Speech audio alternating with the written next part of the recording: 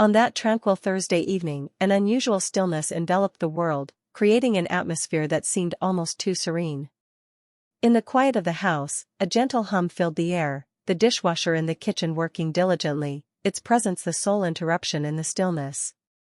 As I settled onto the couch, I found myself folding laundry, a simple task to keep my hands busy while I awaited my husband's return from work.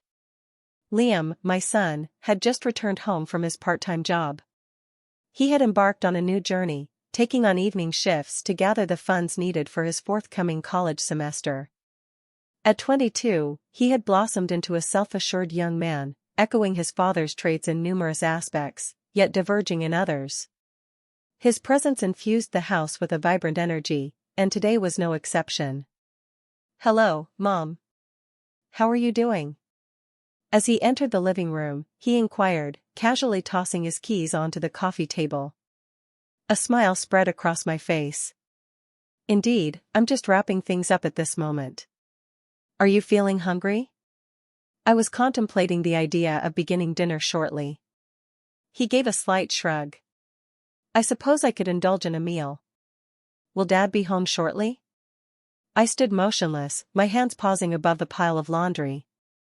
"Yeah, he'll be home in about an hour," I replied, perhaps a bit too hastily. There was something in my response that seemed to pique Liam's interest. He gazed at me, a subtle crease forming on his brow, as though he were attempting to decipher my thoughts. I averted my gaze, feigning interest in the garments before me. "Is everything all right?"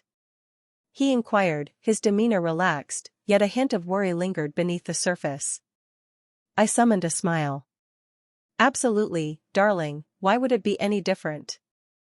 Yet, as the words left my lips, I sensed the heavy presence of unvoiced thoughts lingering in the space that separated us. There existed an inexplicable feeling, one I was reluctant to confront. Liam settled onto the edge of the couch, drawing nearer than I had anticipated. His presence offered a sense of solace, yet it carried an undercurrent of unease. A palpable tension lingered in the air, a subtle pressure intensifying with each fleeting moment. As we lingered in that moment, I couldn't help but reflect on Liam's remarkable growth and the swift passage of time. It felt as if time had flown by, with him once a young boy, darting through the rooms, brimming with curiosity and vitality. Yet here he stood as a man, exuding confidence and self-assurance, growing ever more distant from the boy I once nurtured. "Are you really all right, Mom?" he inquired once more, his tone gentler now, laced with worry. As I raised my gaze, our eyes locked in a moment of connection. In his gaze, I saw a reflection of the swift passage of time and the remarkable growth he had undergone. It evoked an unusual blend of wistfulness and apprehension within me. Uncertainty enveloped me, and it filled me with fear. I dismissed it, rising suddenly, attempting to rid myself of the peculiar sensation that had enveloped me. As I turned to begin dinner, I felt the weight of his gaze still resting on me, an unspoken connection hanging in the air. A lingering sensation enveloped me, an unspoken shift that hung in the air between us, unnoticed yet palpable. In the kitchen, I immersed myself in the act of cooking, yearning for the comfort of routine to soothe my restless mind. With each tick of the clock, I found myself stealing glances, eagerly anticipating the moment my husband would finally step inside. It felt peculiar, yet I found myself hoping he would refrain from doing so. A lingering desire stirred within me, urging me to savor this tranquil moment with Liam for just a bit more time. He drifted into the kitchen moments later, propping himself against the counter while I stirred the sauce simmering on the stove. His gaze was upon me, yet it felt different from the ordinary. His gaze held a captivating intensity that sent my heart racing. "Do you require assistance?" he inquired, his tone soft, carrying a hint of hesitation. I swiftly shook my head. "No, I appreciate it, but I've got it covered. Thanks anyway." Yet, as the words left my lips, I sensed the tension rising once more, saturating the space that separated us. Uncertainty enveloped me, leaving me at a loss for how to navigate the tumult of emotion swirling within. I held the role of his mother, yet I found myself stealing another glance at the clock, a knot forming in my stomach. My husband would return shortly. "Liam, would you be able to do that?" Just as I was about to complete my thought, he moved in, invading my personal space. Our hands grazed each other in a fleeting moment, unplanned yet electric. I recoiled swiftly, a sense of discomfort washing over me at the unexpected intimacy. A jolt coursed through me at the contact, and I withdrew my hand swiftly, taken aback by the sheer force of it. "Mother?" His voice carried a gentle, caring quality. "Are you all right?" I gazed up at him, my heart racing within me. I found myself at a loss for words. Words eluded me as I grappled with the emotion swirling within. I couldn't quite grasp it either. "I'm fine," I said, though my voice trembled more than I had hoped. "Simply weary, that's all." Yet, I understood it went deeper than that. A change had occurred between us, an undeniable presence that I could not overlook. The atmosphere was laden with silent reflections, hidden emotions, and the burden of it all felt overwhelming. I pivoted towards the stove, yearning to immerse myself in the task at hand, seeking refuge from the escalating unease that hung in the air between us. My husband would return shortly. So, everything would return to how it was before, wouldn't it? Yet, beneath the surface, I sensed that everything had shifted irreversibly. The evening meal unfolded in a hush, an unsettling stillness enveloping the room. Liam and I found ourselves seated opposite one another at the dining table, the stillness enveloping us resonating more profoundly than it ought to have. I concentrated on the sound of forks clinking, the gentle hum of the refrigerator, seeking any distraction from the mounting tension that seemed to grow with each fleeting minute. As I cast my eyes toward the clock, time seemed to hold its breath. My husband ought to have returned by this time. Yet, he remained elusive, absent from sight. The hour was growing late, and the silence that hung between Liam and me was becoming increasingly oppressive. "Did you have a conversation with Dad today?" Liam inquired, shattering the stillness that enveloped them. His voice carried a relaxed tone, yet beneath it lay an undercurrent that sent my heart racing. I nodded, the weight of my thoughts silencing my voice, wary of the words that might escape if I dared to utter them. "He mentioned he would arrive by 8, and I responded with a sense of relief, my voice betraying a calmness that I didn't truly possess. "But you understand how it is with work, likely caught in traffic." Liam reclined in his chair, his gaze fixed on me for a brief moment. His eyes remained fixed on mine, and I sensed the intensity of his stare. His gaze was disconcerting, as if he were probing for secrets I wasn't prepared to reveal. "Mom, how are you holding up?" he inquired once more, as if it were the 100th time that evening. I managed a smile, tilting my head just a bit. "I'm truly okay, Liam, honestly." Yet, the reality was that I was far from okay. Since the instant I caught the way his gaze held on to mine, just a fraction too long, I hadn't felt quite right. An unspoken presence lingered between us, a truth we hesitated to acknowledge, yet it pulsed in the air, undeniable and palpable. The vibration of my phone against the counter shattered the silence that hung in the air. I leaped to my feet, thankful for the diversion. A message arrived from my husband, letting me know he was running late. "Please don't stay up for me." I set the phone aside, a tightness coiling within me. He was not returning home in the near future. "Is Dad ever going to come home?" Liam inquired, his tone gentle, as if he was already aware of what was to come. I gently shook my head, a subtle gesture that spoke volumes. "No, he's running late," I said, attempting to keep my tone light. Yet the words carried a weight, imbued with significance that surpassed their apparent simplicity. Liam nodded slowly, his gaze unwavering. The space seemed constricted once more, the atmosphere heavy with unspoken words lingering between us. As Liam rose to his feet and approached me, he spoke with a sense of purpose. "It seems we have the house all to ourselves for a while." "What?" I swallowed hard, acutely conscious of the space that separated us, or rather, the absence of it. He stood too near, his gaze probing into mine for something I was unwilling to offer. "Indeed, I suppose so," I let my voice rise just slightly above a whisper. A moment lingered, a silence so dense it seemed to envelop me, weighing heavily in the air. In that moment, just as I was about to speak, Liam extended his hand and grasped mine.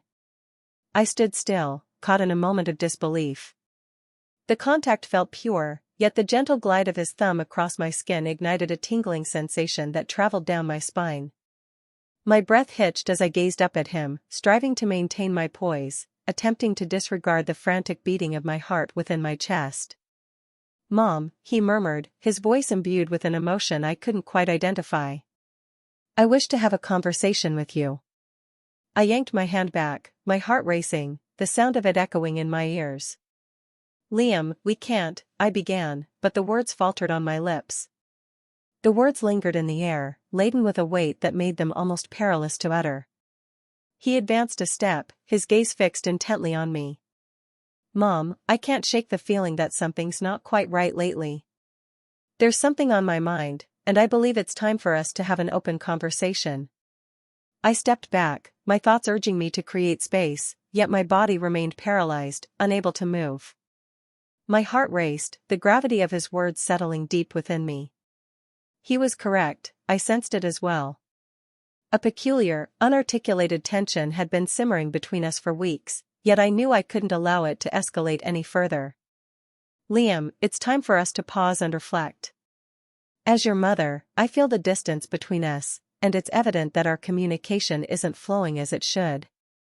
Liam's expression softened, and for a fleeting moment, I glimpsed the boy he once was, the boy who would rush to me with scraped knees, the boy who filled the night with 100 questions before sleep. Yet, that boy had vanished, leaving only the man who stood before me now.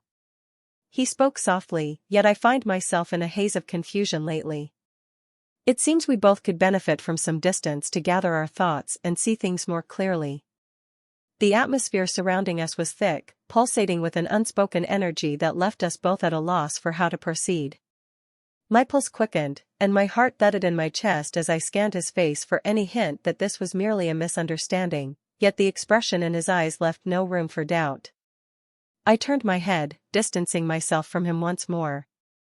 "Unfortunately, Liam, that's not possible. This situation feels all wrong.